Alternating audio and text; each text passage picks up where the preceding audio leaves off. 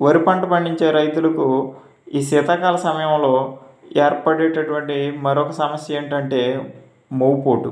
ఈ మోపోటు వల్ల మనకు వరి చేను అందంగా కనిపించకపోవడంతో పాటు ఎత్తు పెరగదు.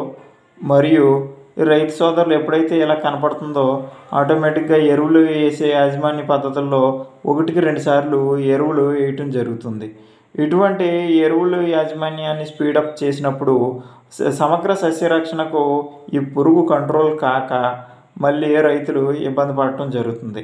కాబట్టి రైతు సోదరులకు నేను తెలియజేసేది ఏంటంటే, ముందు మీకు మోపోటు వచ్చినటువంటి వరి చేల్లో ఇమీడియట్గా ఎరువుల యాజమాన్యాన్ని కొంతకాలం పాటు ఆపాలి.